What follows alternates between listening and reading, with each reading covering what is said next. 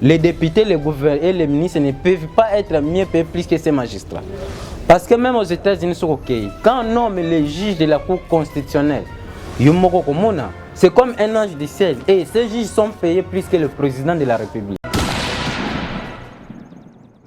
Le président de la République, les juges à Cour sont payés à foutre le président de la République. Mais pourquoi pas chez nous pareil? Et ça, la mabongo. Ce qui est ça, il y a une justice comme une force pour Makambo to déplorer les à la société.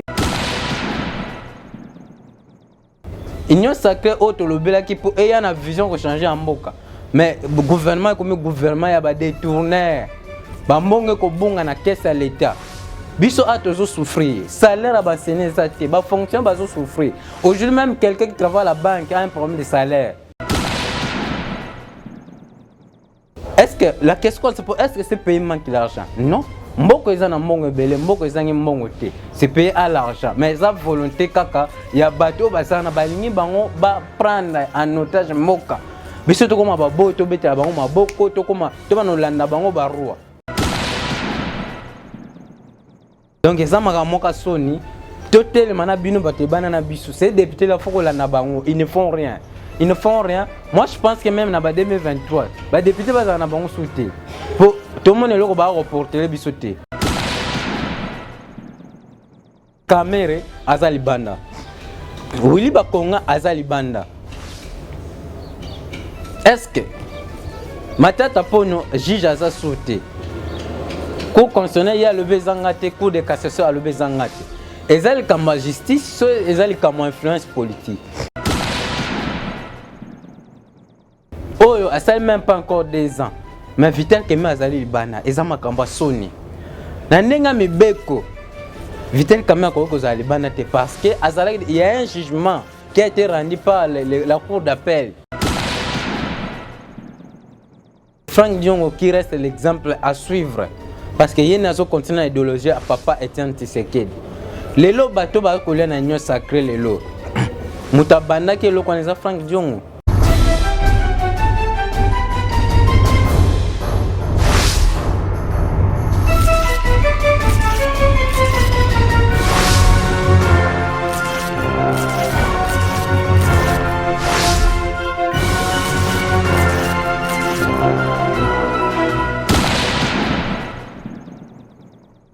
Bonjour chers internautes dans le monde entier en général et en particulier téléspectateurs et la chaîne Cléboa.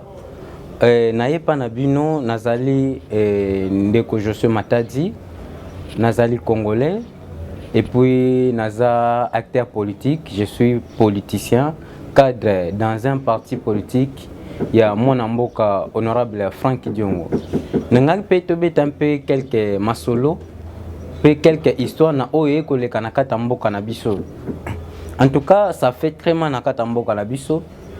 Oyo banda tozui là tozo indépendance style lo changement ya malonga ezalité. To mituna ba question est-ce que eza problème ya biso ba congolais? To eza problème ya pays. Parce que ceux qui ont problème à payer, moi je pense payer le Mboka et le Baraté. Mboka est dirigé na bana Mboka. Oh, tozali a. Tu peux sa confiance dans la bataillon au to pesi ti lelo.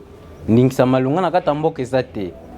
Lelo yo batu ba kolela na kata Mboka parce que na ba payer mususu.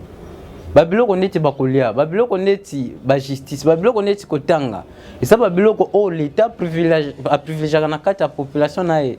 Mais pas dans biso tout le monde est commis le contraire. Et pas dans biso oh ya mabe est commis bolam, ya bolam est commis mabe. Pourquoi dans le bibon nazo qui n'a pas exemple à mkemke.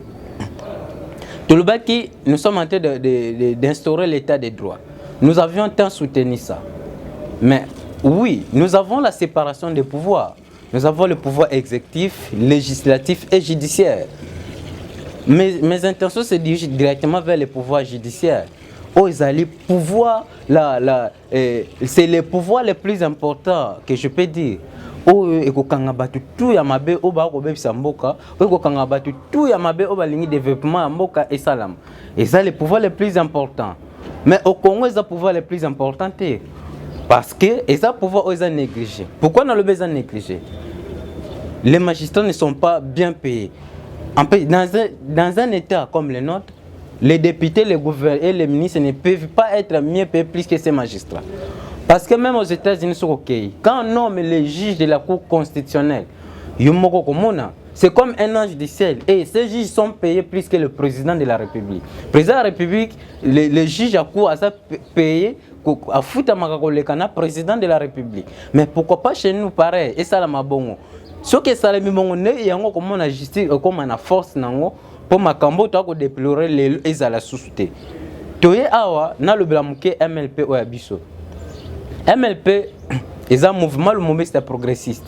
Et quand je suis honorable Frank Diongo, aza mopayate bino tuba na mboka boyebi o abundeli mboka o lelo o aza na vision ya instaurer les vrais états de droit ti lelo azo continuer na yango.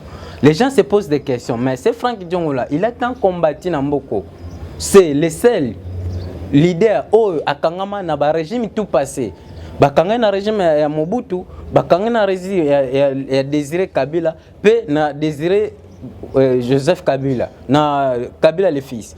Et si vous constatez que tout le soit tu vas perdre pouvoir, soit tu vas koufa. Mobutu kangaye, ayeko koufa ba libéra kaye. Mose Kabila kangiye, Mose Kabila sukaka na babomiye. Kabila kangiye asuki na kotika pouvoir. Déjà ba feyo moko déjà ko laksake, azana quelque chose akoki porter na katamboka na biso. Mais MLP sali to sali course à 21 ans. Pendant to banda lit na biso, to lo betozaka pour intérêt à peuple. Kabila azwa bate belé ou opposition azongisa bango sauf Frank Diongo azwa kaite parce qu'il était constant na combat hier azali ko mener. Nga peta mona mboka je suis matadi na conviction na za na ngwa ko changer mboka o. Na tala gauche droite na moni ce monsieur azana ba ambition ko changer mboko. Nous étant jeunes, photo kangama na ye Alex biso politique o ya salaka. Ya solo pona ko sauver mboka na ye.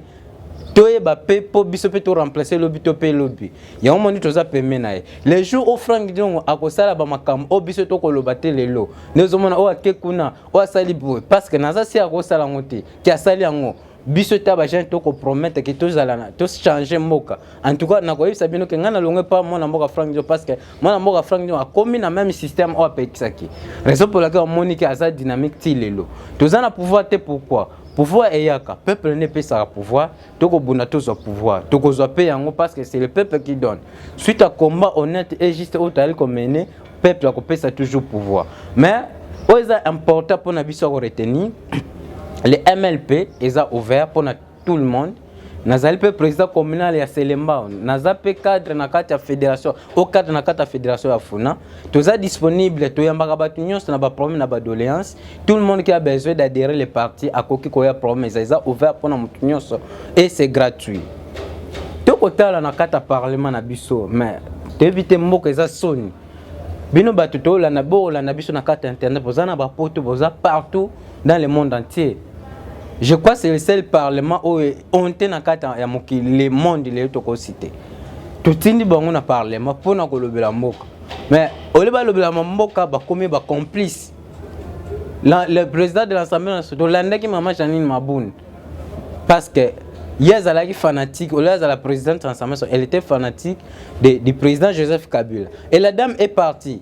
Nous on pensait après le départ de cette dame, les choses vont changer. Oh, ma Kamsou, c'est plus pire. Apparemment, elle a changé les mêmes choses, ils ont plus pire. Tous ans, honorable Mbosso Azali président, le papa 70 ans. Moi, je pense qu'il doit démissionner pour moi.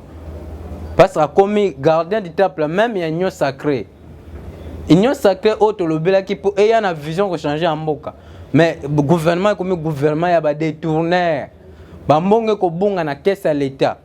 Biso a toujours souffrir. Salaire à bassener ça te. Ba fonction bazo souffrir. Aujourd'hui même quelqu'un qui travaille à la banque a un problème de salaire. Est-ce que la question c'est pour est-ce que c'est payé manque l'argent? Non. Mboko ezana mbongo belé, mboko ezangi mbongo te. C'est payé à l'argent. Mais ça volonté kaka ya bato basana balingi bango ba prendre en otage mboka. Biso to koma ba boto betela bango maboko to koma to ba no landa bango ba roi. Non, c'est ça. Mais c'est ce parlement qui devait faire un travail. Mais jaloux, il y a un député qui est là, Denis Sessanga. Aleki na plénière, il dit ceci. À l'objet Nambo Soke, il y a des dépassements budgétaires dans l'institution. L'institution na budget na 70 plus de 70%. Mais tous ans déjà la population plus de 90 millions d'habitants. Est-ce qu'on va favoriser les institutions ou la population? Moi je pense que c'est la population. Denis Sessanga tient des paroles à des propos à dire que il y a des dépassements budgétaires d'une manière délinquante. Est-ce qu'il a fini Moutou? Non. Mais c'est Mbosso, c'est un droit d'un député. Mbosso a l'honorable qui a les paroles. La parole, ou à défendre l'intérêt du peuple. Ou à Lukabaye, bisabiso, mon à l'état qui est d'accord. Mbosso a limité Batuna, bon, il se fâche devant la plénière. Et il y a Bengi Denis Sessanga délinquant. Malgré Denis Sessanga répliquant en disant voyeux, mais on condamne, c'est pas aussi bon, il y a ça la retirement pareil. Mais ce n'est pas de sa faute parce qu'il a poussé pour le bango. Vous voyez, donc ça m'a ramonté Sony. Tout le monde bino batebana bisu. Ces députés là faut la nabango, ils ne font rien. Ils ne font rien. Moi je pense que même dans 2023, les députés va na bango souté. Pour tout le monde est là va reporter bisu té. Ba loi malunga za connaître ba tingi pululu. Ce sont des députés qu'il faut changer là-bas. Moutalala lamugi au congolité. Congolité si ça on était à commis sous oh, avant comme président de la République, il faut comme député, il faut comme sénateur. Oh, est-ce que comme président de la compétence, ce sont des critères les plus importants. Quand toi tu dois être d'abord député ou sénateur, on me dit que tu manques à faire là-bas. Donc des signes pour nous là, des papas moliens doivent démissionner. Ce sont des gens qui ne méritent pas. Il y a comme dans l'institution, tu peux à niveau. Vous voyez, donc ça m'a encore il faut te dénoncer quand bino bana poto bo la na biso na musika boye baka nenge évolution mboko ezali kokeni to kotala ama masoni kamere azali banda wili bakonga azali banda. Est-ce que matata pono juge aza sauté ko constitutionnel ya le bezangate cour de cassation a le bezangate ezali comme justice ezali comme influence politique. Mais moi je pense que c'est comme influence politique. Parce que comment tu peux expliquer ma tête pour Vital Kamerhe au condamné qui parce que na premier degré la juridiction va condamner à une peine de perpétuité. Et à quel appel non n'a pas peine de travaux forcés. C'est quoi à quel appel n'a pas man trop lourd. À quel appel les 13 ans de servitude pénale. Oh ça même pas encore 2 ans. Mais Vital Kamerhe azali bana ezama kamba soni. Nandenga mibeko Vital Kamerhe kozali bana te parce que il y a un jugement qui a été rendu par la cour d'appel de la Gombe. En principe, Vital Kamerhe devait purger sa peine et terminer. Mais quand quelqu'un détourne l'argent, il y a eu des indices d'équipabilité. Les droits étaient dit. Mais là, la justice a respecté la procédure. Mais tu commis, tu évité procédure ni oyo Kamerhe bimi. Baso be en liberté provisoire. Baso ko sabiso. Et la liberté provisoire, parce que la liberté provisoire est à la avant de condamner moun. Mais Vital Kamerhe va condamner qui est déjà. Donc, procéder aux causes à la peut-être en mesure de grâce présidentielle, topé liberté conditionnelle, et puis ça m'a ministre de la justice pour la civile, puis ministre de la défense pour la militaire. Et puis, il y a quelques conditions. Bon, si Kamerhe, par exemple, a condamné, tu peux ça exemple à l'Iboso. Est-ce que la liberté conditionnelle, ça peut pas procéder balanda. Par exemple, on peut se condition. Première condition, il faut que ça ait un quart. Il y a pire, j'ai peine par rapport à la condamnation. Mais Kamerhe, ça a un quart, on a été. À celle qui a des un quart à 13 à 3 et demi. Donc, face à la mboula misa tunandam. Mais ça là on a été batiki. Ils ont ramassé. Willy Bakonga, bako suspendre le directeur à prison, colonel Kadima Fleury pour rien. Aza innocent na makamwana, ye aza exécutant ya ba lettre o ya kana greffe que voilà tel peine s'il est le o ba libéré. Et lui ici n'est pas mutabimi. Oh, on a falsifié la signature, ce n'était pas ye. Ba kosele makambo za makambo de ba saleli ba Willy Bakonga o ba détourner mbongo belé ba congolais. Lelo Willy Bakonga aza na poto, aza su ana mboka te, alongo na prison ke. Donc comme nango justice ba innocent. Donc ba condamner mutu politique le bi innocent. Tokosuka wapi.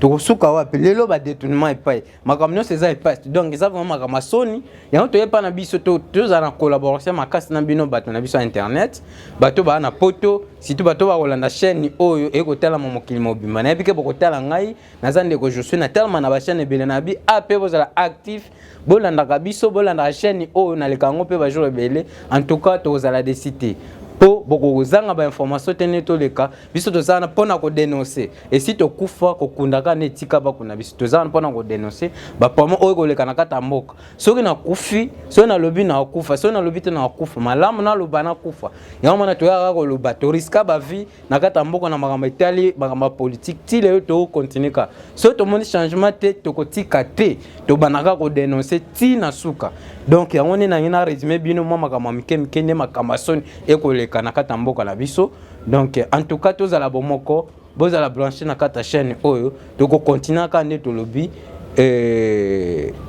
ko sala ba dénonciation pour bino bozala informer na je crois na comme déjà na souka et puis si j'aime moko na ina lobela eza sujet ya MLP tozozwa bapele belé nazozwa bapele belé bako tuna yango Frank Diong eza nini.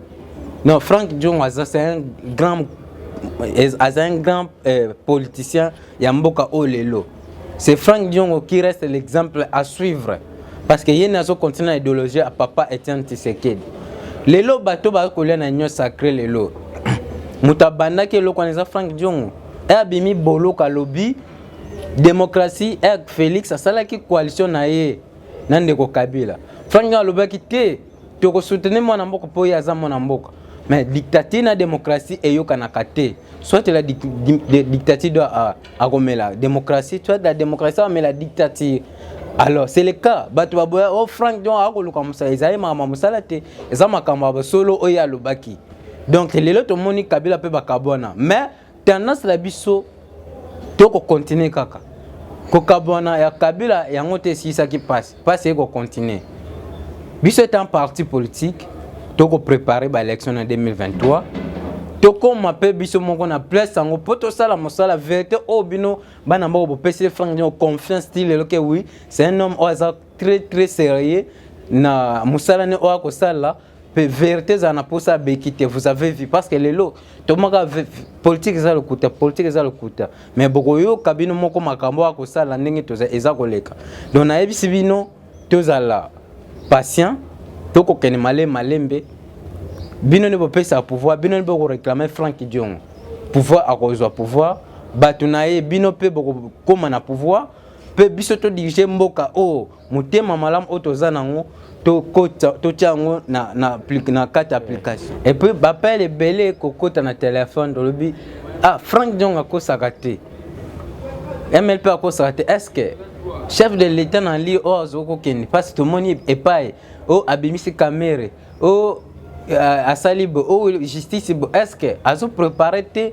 pour être à ça la dialogue en 2023 pour être à ça la organiser l'élection te non wana nazak porte-parole ya chef de l'état te ni IDPS mais je ne vais pas à Tshisekedi à organiser l'élection te élection ezali parce que eza fruit il y a élection oye azali ba voter qui est c'est pour la première fois tout le monde un président sortant et un président entrant ezali fruit à élection tellement ça fruit à élection azar la première personne à respecter moi je crois si certain le chef doit respecter et puis il doit respecter tout chef personne à respecter parce que yemo kaza fruit à élection yemo kaza fruit à état de droit c'est-à-dire respect à texte constitution et que ça la respecter au même moment né yango comme même biso pe MLP na pouvoir to kene na ba élection to gérer pour beaucoup réclamer MLP trop na pouvoir to ko kende tour na ba élection to rassurer bino ke to ko battre bino ne peut pas pouvoir bolobi to ko battre batu nyonso en tout cas je vous rassure que beaucoup allez décider élection ko salama pe biso pe na MLP to tiema boko na simate to ko kende ka liboso pour to kende na ba élection et ko salama en tout cas je crois par rapport à l'information wana dans ba mituna na répondre bata poto bono benga trop yango na réponse na pesi élection ezali chef de l'état a violé te soka violé biso toza Tshisekedi to ko telema to ko isa mokonza mboka non et non to ko telema to ko ta fait élection et kozala to lembi combattre élection ezali alors pona chité na pesa na numéro na ngai na ba oyo ne to continuera ko se soutenir moi ba ni nebele na ope ko leka moi ba information to zala nango na pesi numéro c'est na plus 243 89 512 0097 plus 243 89 512 0093 wana ne numéro ya ngande ko José Matadi eza 24 sur 24 na pesa kate au secrétaire ya momuta ya ngamo ko na ya numéro na ngai poto yoka nenge population ko marché ba passe nego tambola ba bisika nyonso. Donc je crois en résumé autozaya na muke ya ngwana prochaine fois to ko lubila magamususu oyo to ko découvrir to ça toujours à la recherche des informations pour to informer abino. Merci mingi, te remercier chaîne o mukolo la chaîne pe na ba etu ba ko soutenir chaîne oyo te pesi bino merci. Ciao, à la prochaine.